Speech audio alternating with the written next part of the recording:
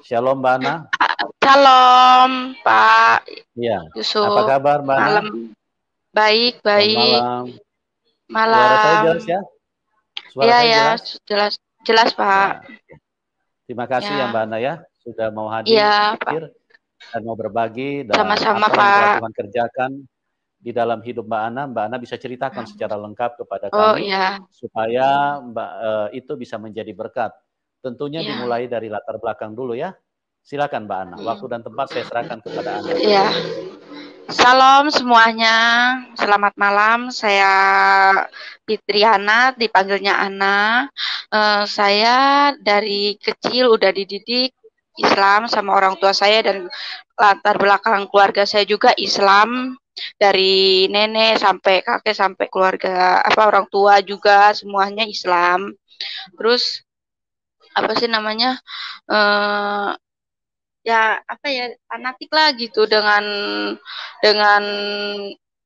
agama Kristen gitu. Orang tua saya juga fanatik gitu kan, keluarga saya kan kental banget dengan dengan agama itu kental gitu. Maksudnya kalau tentang Kristen tuh dia fanatik. Dan terus aku juga nggak nyangka juga gitu kan kalau aku bakalan mengenal Tuhan Yesus gitu. Walaupun aku mengenal Tuhan Yesus seperti saat ini gitu, walaupun aku dilahirkan dari dididik dari orang tuaku Islam, tapi aku gimana ya, nggak ngerti tentang apa artinya hidup gitu loh, apa kita hidup di dunia ini apa gitu. Cuman yang saya pikirkan kesenangan gitu kan, ke yang nggak ada kata takut akan Tuhan gitu, apa aja jadi dikerjakan sama saya. Terus suatu hari saya, latar belakang saya mengenal Tuhan Yesus ini, saya wanita yang nggak baik-baik. Latar belakangnya saya wanita malam lah, bisa disebut penghibur penghibur malam gitu di kafe-kafe. Suatu hari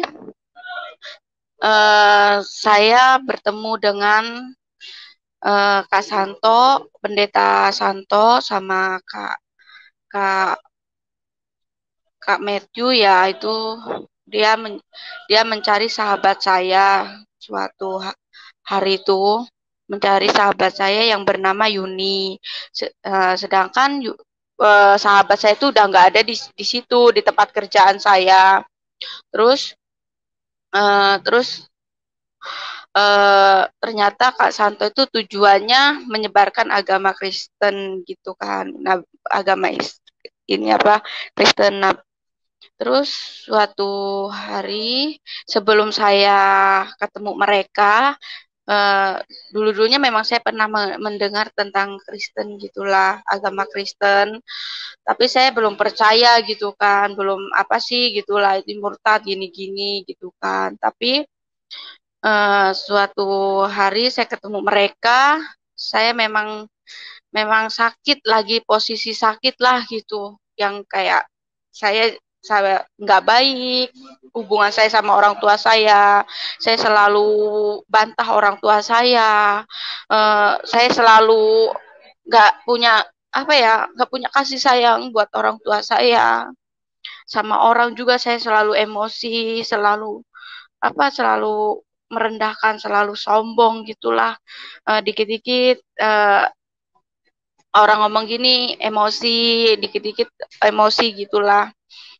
Tapi semenjak itu mengenal Tuhan Yesus,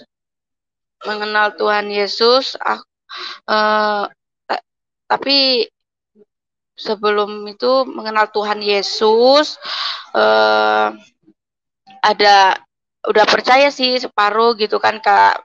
Ini sahabat saya itu, teman saya juga, Kak Santo itu menceritakan tentang Tuhan Yesus, tapi saya udah sedikit sedikit percaya gitu, belum 100% karena saya cerita sama orang tua saya itu murtad gitu kan. Kalau kamu sampai milih agama itu kamu nanti bakal matinya begini-begini, kamu ya apa ya, kalau orang tua aku meninggal nggak bakalan sampai gitu. Terus orang itu mikirin matinya juga kayak mana gitu kan. Orang tua aku bilang begitu. Terus aku agak ngedon juga. Nah, tapi hati ini kayak udahlah gitu. Kalau didoakan Kak Santo, didoakan dengar dengar apa sih firman-firman Tuhan gitu, kayaknya hati ini tenang gitu, kayak hati ini kayak nggak ada beban gitu. Terus suatu hari saya mau dibaptis kan, mau dibaptis. Saya cerita dulu sama orang tua saya kan, orang tua saya juga bangkang, marah, emosi, bilang cuman agama Islam yang baik gitu, cuman agama Islam yang baik, nggak ada agama yang lain katanya. Terus orang tua saya juga bilang nanti kamu mati gimana gitu, terus kayak mana, harus gini harus itu, orang Kristen mah katanya. Tapi hati ini tetap kekeh gitu, kekeh kayak kayak ada yang bisikin udah gitu, kamu jangan takut, kayak ada bisikan gitu, terus jangan takut, apa sih namanya, jangan takut, saya ini juru selamat, ada bisikan gitu. Terus suatu hari saya kan belum percaya, orang tua saya juga bangkang, saya kena musibah lah, mau menerima Tuhan Yesus itu nggak mudah, saya biar meyakinkan, tapi Tuhan itu luar biasa untuk meyakinkan seseorang, ngetuk pintu hati manusia itu dia dengan cara yang luar biasa lah pokoknya. Seperti saya suatu hari saya mau menerima Tuhan Yesus sungguh-sungguh, Tuhan ngasih cobaan, maksudnya Tuhan nggak pernah nyoba, tapi Tuhan ngasih jalan. Saya kehilangan motor gitu kan, kehilangan motor, saya pinjam motor orang gitu, harus ganti 8, pokoknya harus ganti motor itu gitu kan, uang sekian. Terus sedangkan saya ini orang nggak punya gitu. Terus saya cerita sama orang tua saya, itu orang tua saya marah, orang tua saya duit dari mana gitu untuk bayar ini untuk ini, sedangkan makan aja dari kamu, semua itu dari kamu gitu kan. Terus orang tua saya marah gitu. Terus saya bilang udah jangan sedih, saya bilang suatu hari yang apa, sahabat saya ini dan pendeta saya minta mau ke rumah gitu, mau ke rumah, mau ketemu orang tua saya yang nggak percaya dengan Tuhan Yesus gitu loh. Terus apa, sahabat saya sama pendeta saya langsung jalan ke sana, tapi hati saya langsung aduh gimana nih, nanti orang tua saya marah gitu kan, ini sedangkan agama Kristen gitu, nanti pasti orang tua saya marah gini gini gini gini. Terus sebelum berangkat itu kami berdoa, aku juga berdoa dalam hati, ya minta dilancarin gitu sama Tuhan. Tuhan, kalau emang ini jalan Kau untuk meyakinkan, tolong Tuhan bekerjalah di dalam hidup aku dan di dalam keluargaku gitu, biar orang tua aku percaya. Barang sampai sana, puji Tuhannya, orang tua aku nyambut gitu, nyambut sungguh-sungguh, menyambut yang pikiran aku tadinya nggak mungkin nih gitu, nggak mungkin nih, pasti orang tuaku marah gitu kan, pasti orang tuaku kayak mana. Puji Tuhan sampai sana orang tuaku nggak ada kata benci, orang tuaku nggak ada kata emosi gitu yang apa nggak sesuai dengan pikiran aku gitu loh. Tuhan memang luar biasa. Terus sampai sana orang tuaku jamu mereka gitu. Terus tadinya mamaku emosi, mamaku yang fanatik, yang mamaku bilang kafir, yang bilang gini, bapak mamaku bilang itu kafir katanya. Nah, kamu nanti murtad, kamu gini gini gitu kan. Terus puji Tuhannya mamaku sampai nangis gitu. Mamaku menangis bahwa Tuhan itu ada gitu, bahwa Tuhan Yesus itu ada, mujizat-mujizatnya. Dan dari situ mamaku mengizinkan aku maksudnya ya masuk Kristen, karena dia percaya berkat pertolongan yang nggak mungkin gitu jadi mungkin gitu kan. Nah dari situ aku ngelihat orang tua aku menangis bahwa benar-benar gitu, bahwa dia percaya gitu sama Tuhan, bahwa anaknya ditolong nih gitu kan untuk masalah yang besar ini sama Tuhan Yesus gitu. Jadi orang tua aku ngizinin, terus nggak lama aku pulang. Besok harinya masalah aku selesai. Yang tadinya aku kayak mana nih mau bayar gitu kan, kayak mana nih gitu. Tapi aku berdoa, memang Tuhan itu nolong aku gitu loh. Tuhan tuh nolong aku, terus nggak lama aku dibaptis menerima Tuhan Yesus, benar-benar menerima Tuhan Yesus. Nah, tapi menerima Tuhan Yesus itu nggak sesuai dengan kita bayangin ya. Terima Tuhan Yesus tuh nggak sesuai dengan kita bayangin, kayak nerima Tuhan udah gitu, enggak. Cobaannya itu banyak banget, kayak dikucilin teman gitu, kayak kalau keluarga enggak, tapi teman, sahabat ninggalin saya, bilang kafir, bilang gimana gitu kan. Ya sampai ada suatu hari teman saya bilang, murtad gitu. Pikiran mereka saya itu dibayar. Masuk Kristen tuh saya dibayar gitu. Ternyata sebenarnya saya nggak dibayar sama sekali. Emang dari hati tulus saya menerima Tuhan Yesus gitu. Terus saya menerima Tuhan Yesus tuh saya ditinggal sahabat saya, dikatain kafir, murtad, gitu-gitulah sama teman-teman saya. Tapi saya nggak peduli gitu. Kayaknya saya ya udahlah gitu. Saya nggak peduli. Yang penting Tuhan sama saya gitu kan. Terus yang penting Tuhan itu sama saya, kayak ada kata-kata roh Kudus tuh bilang, kamu jangan takut gitu, aku ada di belakang kamu gitu. Jadi saya semakin kuat gitu, saya ngikutin kata-kata itu aja, kata-kata Roh Kudus itulah bilang, kamu jangan takut, saya juru selamat gitu. Jadi saya semakin, teman saya menjauhin saya, teman-teman saya ngatain saya kafir, ngatain murtad, saya nggak jadi masalah. Nah, sampai saat ini juga, malah sekarang saya benar-benar udah fokus dengan Tuhan, dengan agama Kristen. Malah saya bilang begini, Tuhan, gitu, aku nggak apa-apa ditinggalin sahabat aku gitu, yang penting engkau nggak ninggalin aku Tuhan. Nah suatu hari orang-orang yang ngatain murtad balik lagi ke aku gitu, pertemanan kami baik-baik lagi, dan orang yang tadinya ngatain kafir enggak gitu, sekarang biasa aja gitu, malah dia orang kayak mendukung aku gitu. Kuasanya Tuhan tuh luar biasa, yang tadinya sahabat aku ngatain aku jadi enggak gitu, jadi baik lagi sekarang gitu. Terus aku menerima mujizat-mujizat Tuhan itu banyak gitu loh. Jadi aku ini mau kesaksian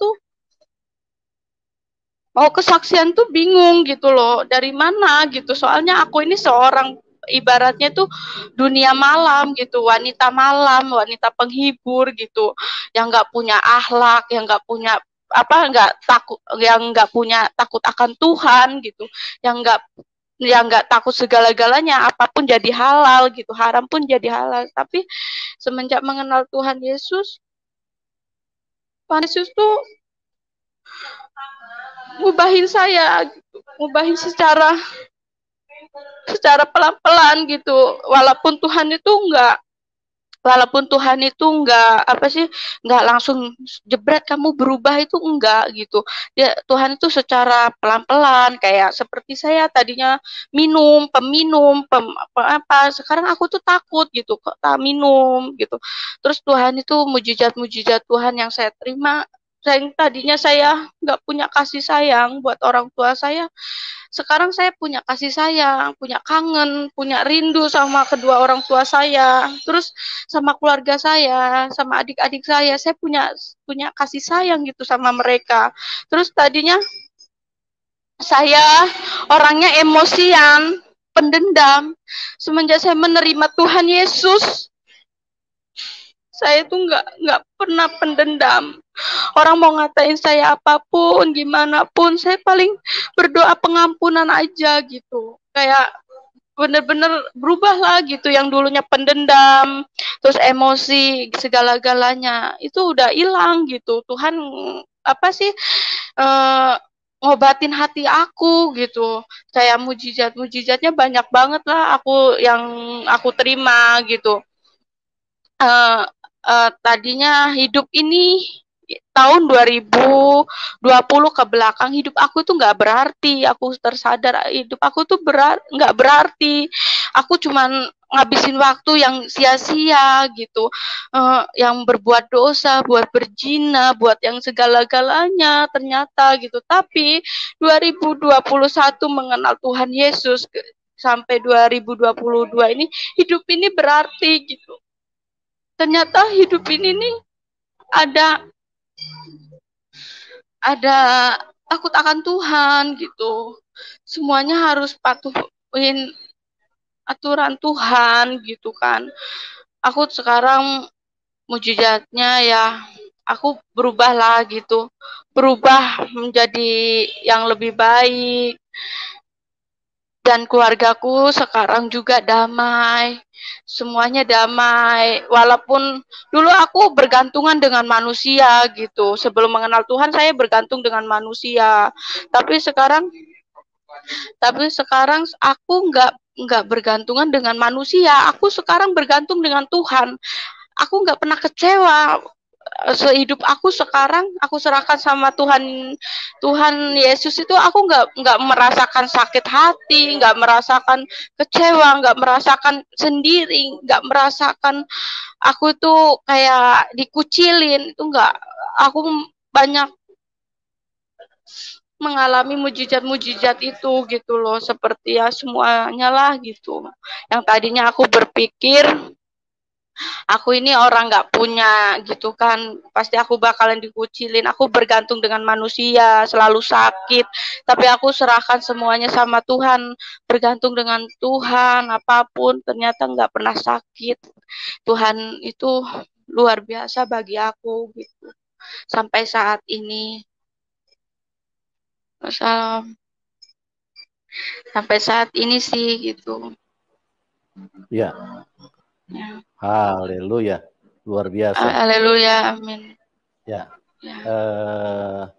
Mbak Ana, terus bagaimana dengan keluarga setelah Mbak Ana percaya kepada Tuhan Yesus? Apakah mereka marah atau bagaimana dengan keadaan saat ini?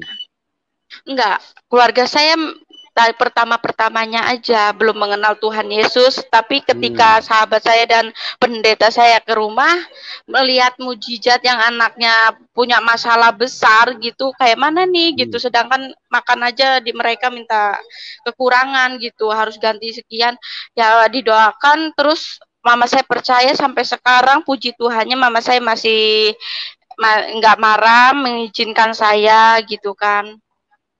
Ya, terus tadinya orang tua saya tuh adik-beradik selalu berantem, selalu emosi gitu kan, nggak ada akurnya. Semenjak saya mengenal Tuhan Yesus, bukan saya aja yang diubah dari sifat saya, dari tingkah laku saya, bukan saya aja yang diubah, tapi di keluarga saya juga, kayak dari bapak saya ke adik saya gitu, rangkulah, saling menolong gitu, punya kasih sayang yang dulu nggak pernah ngerasain apa itu kakak beradik gitu. Sekarang ternyata itu persaudaraan itu lebih penting. Sekarang ya damai, sejahtera semenjak saya mengenal Tuhan Yesus. Bukan saya aja yang diubahin, tapi di keluarga saya juga diubahin dengan semuanya. Haleluya. Mbak Ana, apakah maksudnya bahwa saudara-saudara juga terima Tuhan Yesus saat ini? Apa sih namanya? Ibu saya sih tahu gitu tentang Tuhan Yesus, tapi ibu saya sama orang tua saya nggak mungkin katanya gitu. Dia masih Islam, tapi percayanya mujizat-mujizat yang dia ngelihat sifat berubah dari anaknya sendiri gitu. Anaknya kok lebih baik gitu, dulu nggak punya kasih sayang, nggak punya apa sih sopan santun sama orang tua, selalu marah-marah, selalu emosi, selalu ini, kok sekarang ngelihat apa ya perubahan dari anaknya, terus anaknya ini sama adiknya sayang gitulah pokoknya. Ibu saya melihatnya dari situ. Tapi kalau untuk ibu saya ikut benar-benar menerima Tuhan Yesus dibaptis itu belum, karena mereka kan dari kecil sampai sekarang gitu kan. Iya, luar biasa. Ya, ini teman-teman, bagaimana kisah daripada Mbak Ana ini adalah sebuah kisah nyata bahwa Tuhan yang disembah, yang dipercayai adalah Tuhan yang hidup atau Tuhan yang benar. Karena apa? Karena dialami. Jadi firman Tuhan yang ditulis di dalam sini itu terbukti. Ya, kalau ini hanya ditulis huruf-huruf dan tidak terbukti di dalam hidup kita, bagaimana kita bisa percaya ini firman Tuhan? Tapi karena dia terbukti, maka ini tidak bisa dibantah kalau ini adalah firman Tuhan. Karena kita yang mengalami. Memang masih banyak orang yang tidak percaya ini firman Tuhan. Bahkan banyak orang yang mengatakan ini firman sudah dipalsukan. Ini adalah orang-orang yang dibodohi setan. Karena mereka tidak mengerti sejarah. Kapan dipalsukan, yang mananya dipalsukan, siapa yang palsukan. Nah, bagaimana orang bisa mengatakan ini palsu? Mana yang aslinya? Kalau orang bilang ini palsu, orang harus bisa menunjukkan yang aslinya. Tapi kalau orang hanya mengatakan firman Tuhan ini sudah palsu, maka saya ingin mengatakan bahwa itulah orang-orang yang disesatkan setan. Karena apa? Karena mereka tidak memiliki dalil yang cukup. Mereka hanya termakan kebodohan yang dihadirkan setan, yang mengatakan, oh ini firman sudah dipalsukan. Ya, sementara penjelasannya kan itu mutlak, sempurna. Kalau kita misalnya mengatakan bahwa HP ini palsu, nah kita harus punya pembanding. Yang asli itu yang bagaimana? Kalau kita bilang ini palsu, sementara kita tidak punya pembanding, kita tidak bisa menunjukkan yang asli itu mana, itu berarti kita yang bodoh, kita yang sesat. Karena kita cuma membawa berita hoax, bahwa oh ini HP palsu. Ya, misalnya kita mengatakan, oh ini uang palsu. Nah, yang aslinya yang mana? Tunjukkan dong, supaya bisa dibedakan. Oh kalau aslinya bunyinya begini. Jadi itulah setan bekerja dengan sangat kuat di dalam hidup manusia dan terus membodohi manusia supaya manusia jangan ketemu Tuhan. Hanya Tuhan Yesus, juru selamat yang bisa menyelamatkan manusia. Seperti dikatakan di dalam Kisah 4 ayat 12, di bawah kolong langit ini tidak ada nama lain yang olehnya manusia bisa diselamatkan kecuali di dalam nama Tuhan Yesus. Di bawah kolong langit loh. Saya percaya teman-teman yang menyaksikan acara ini, semua kita masih tinggal di bawah kolong langit kan? Tidak ada yang sudah tinggal di atas langit. Nah, kalau kita masih tinggal di bawah kolong langit, maka dengarkan firman Tuhan. Di bawah kolong langit ini tidak ada nama lain yang bisa menyelamatkan. Hanya di dalam nama Tuhan Yesus. Ya, Mbak Ana punya kehidupan diselamatkan Tuhan. Dulu beliau latar belakang dunia hitam. Ya artinya, maaf ya, dulu beliau sempat terlibat dengan kenakalan-kenakalan yang tidak pantas. Artinya dia sempat menjadi PSK seperti apa yang disaksikan oleh Mbak Ana. Dan kenapa Mbak Ana berani bercerita seperti ini? Bukan untuk mempermalukan dirinya, tapi untuk menyatakan bahwa manusia tanpa Tuhan Yesus, manusia itu bodoh. Iya, karena benar. apa? Karena manusia tersesat. Dia bisa melakukan sesuatu yang memalukan keluarga, yang memalukan dirinya sendiri, ya, hidupnya bisa terserang penyakit karena apa? Gonta-ganti pasangan. Tapi berbeda, setelah beliau percaya Tuhan Yesus, berjumpa dengan Tuhan Yesus, maka ada kuasa. Itulah yang disebut kita mengatakan bahwa Tuhan itu maha kuasa. Jadi terbukti kan bahwa Mbak Ana berubah. Dia punya hidup, dia punya sifat berubah. Tadinya suka marah-marah, tadinya punya sifat yang aneh, punya sifat yang banyak yang tidak bisa diterima oleh orang lain. Tapi setelah dia berjumpa Tuhan Yesus, maka sesuatu yang luar biasa terjadi, mujizat, hidupnya berubah. Tunggu apa lagi teman? Anda mungkin sedang hancur saat ini. Mungkin hidupmu sedang berantakan. Mungkin Anda ada di dalam dosa yang sama yang pernah dilakukan oleh Mbak Ana di waktu-waktu yang lalu. Tuhan mengasihi Anda. Ya, Tuhan Yesus datang mengasihi semua orang berdosa. Jangan sampai terlambat. Setan yang membenci manusia. Karena itu setan tidak mau manusia bertobat. Setan tidak mau manusia datang kepada Tuhan. Makanya setan terus halangi dengan mengintimidasi manusia dengan pikiran-pikiran.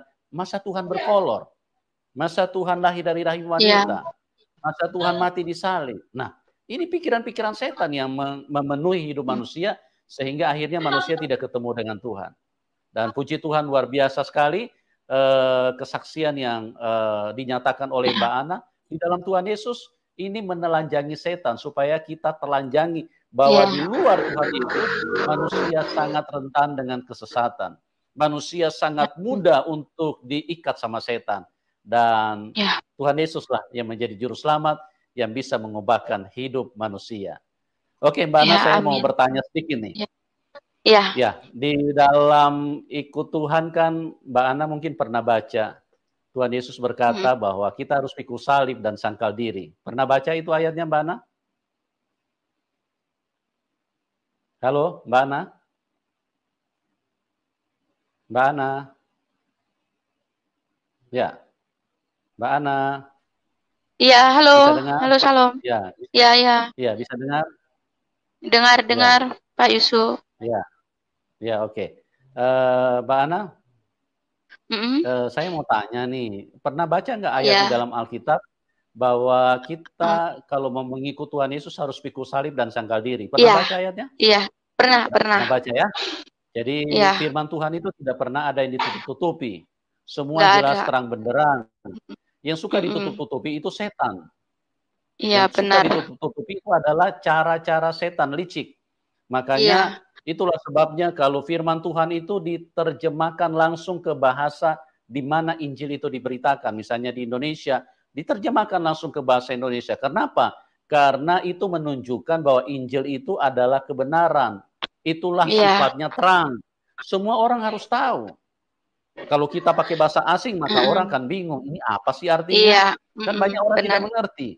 Tapi kalau dia bahasa Indonesia, itu terang benderang. Semua anak sekolah, anak SD pun bisa mengerti. Karena bahasanya bahasa dimengerti. Itulah Tuhan, terang-terangan. Tapi kalau setan suka menutupi, dia bikin samar-samar, orang sedapat mungkin orang tidak mengerti, orang tidak paham dan tidak tahu. Dan akhirnya manusia masuk jurang, masuk di dalam kebinasaan. Nah, Mbak Ana, pertanyaan saya seperti ini. Tuhan Yesus kan bilang harus pikul salib.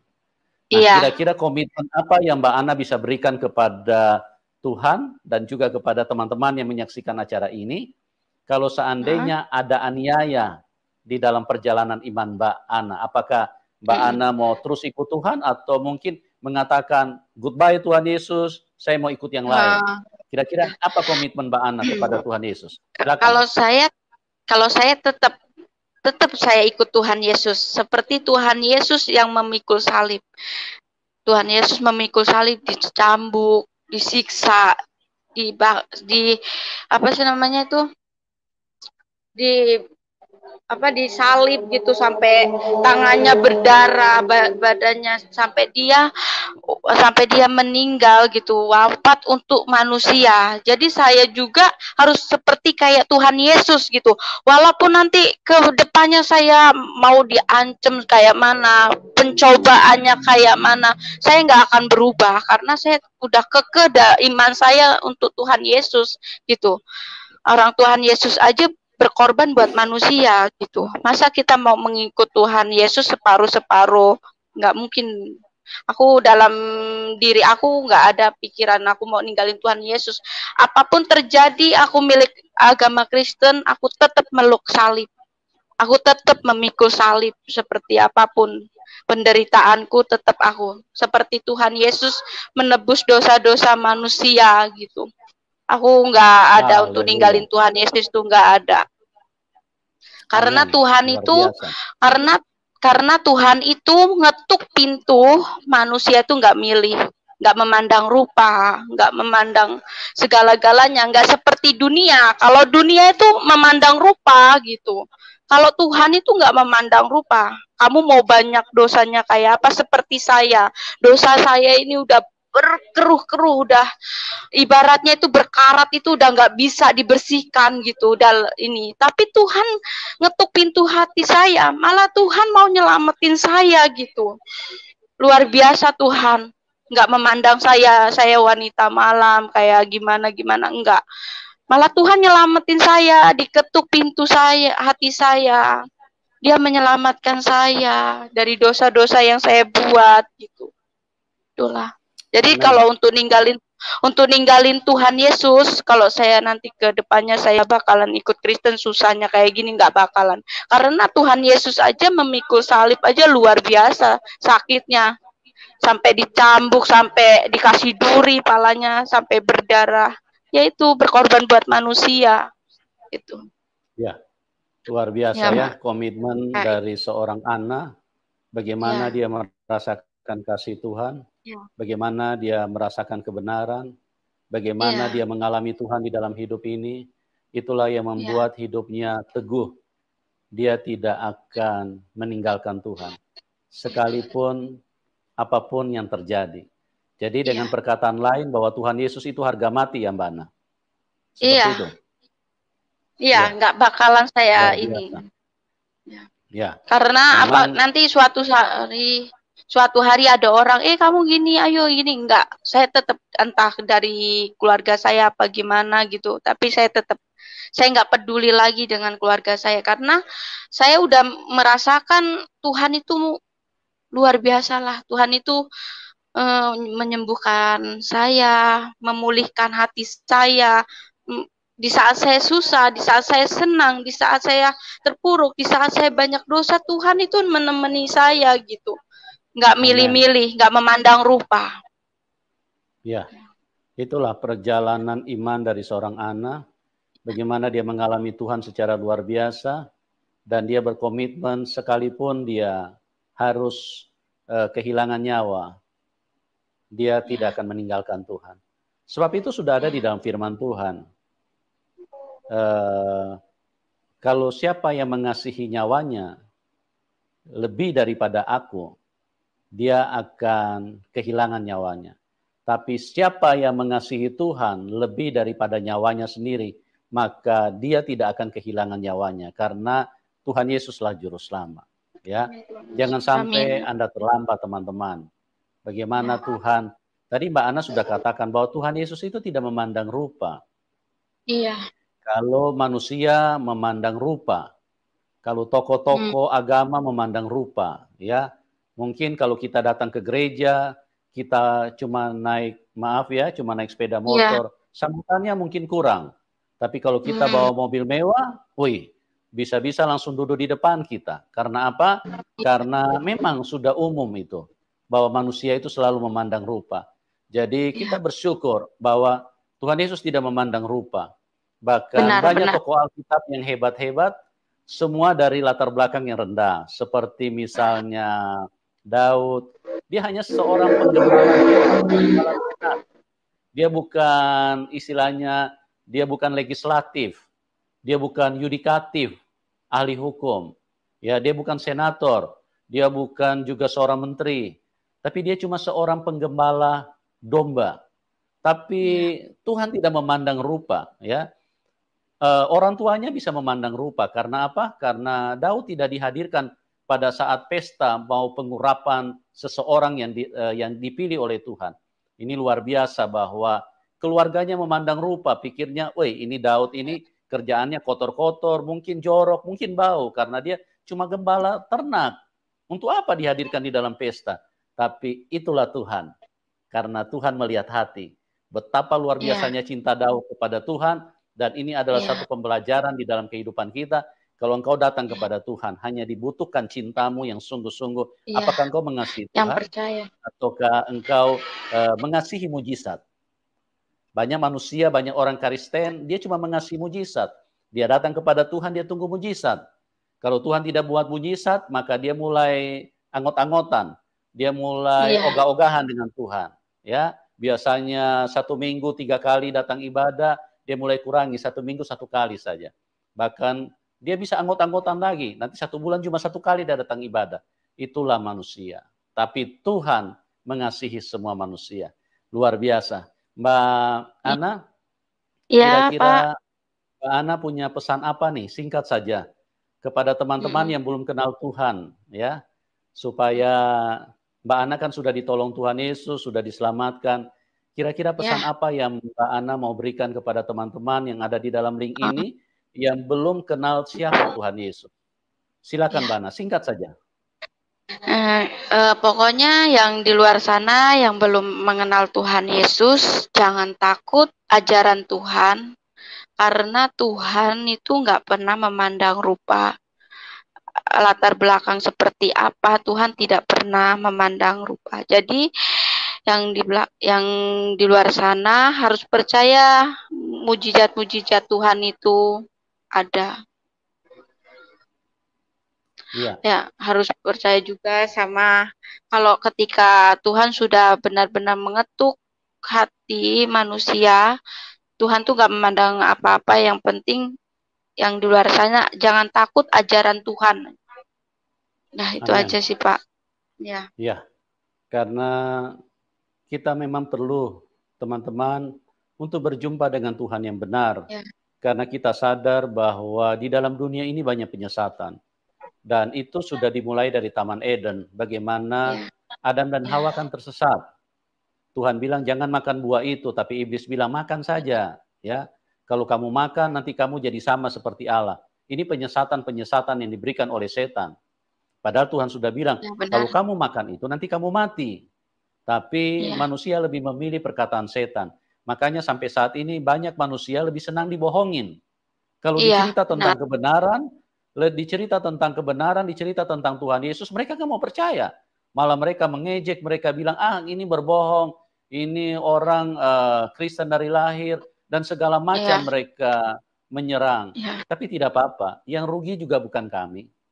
Kami hanya mengasihi Anda semua, oleh sebab itu kami mau berbagi. Apa yang telah kami alami, kami tidak mau menikmatinya sendiri. Tuhan memanggil kita untuk masuk surga. Ya, kami mau supaya semua orang masuk surga. Dan itulah sebabnya kami bagikan tayangan-tayangan ini. Semoga bermanfaat dan doa kami kiranya Tuhan Yesus di dalam kasih karunia-Nya bisa menyentuh hidup teman-teman. Karena Tuhan Yesus berkata, Dia mengasihi semua manusia. Karena begitu besar kasih Allah akan dunia. Nah, apa itu karena begitu besar kasih Allah akan dunia?